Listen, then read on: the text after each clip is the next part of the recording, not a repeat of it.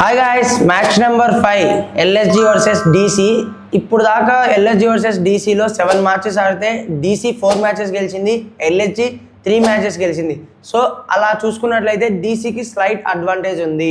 కానీ ఇప్పుడు దాకా ఐపీఎల్ జరిగిన 2026లో ఫస్ట్ ఓపెనింగ్ మ్యాచెస్ నుంచి చూసుకున్నట్లయితే జరిగిన 4 మ్యాచ్ల్లో కూడా హోమ్ గ్రౌండ్ టీమే విన్ అయింది. ఇవాళ జరగబోతుంది కూడా మ్యాచ్ లక్నోలో, అది కూడా ఏక్నాథ్ స్టేడియంలో.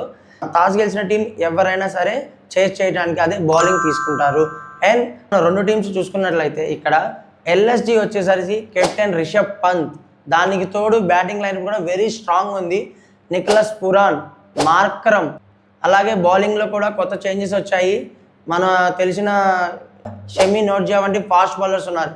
అలాగే మన ఢిల్లీ క్యాపిటల్స్ టీం చూసుకున్నట్లయితే కెప్టెన్ అక్షర్ పటేల్, కేఎల్ రాహుల్, దీనికి తోడు కుల్దీప్ యాదవ్, ఇంత మంచి డేవిడ్ మిల్లర్ కూడా ఉన్నాడు. సో ఇప్పుడు మ్యాచ్ చూసుకున్నట్లయితే స్లైట్గా డీసీ ఫేవర్గానే ఉంది. కానీ ఐపీఎల్ 2026 చూసుకున్నట్లయితే నేనైతే ఈరోజు డీసీకి సపోర్ట్ చేస్తున్నాను. మీరేం టీంకి సపోర్ట్ చేస్తున్నారో కింద కామెంట్లో తెలియజేయండి.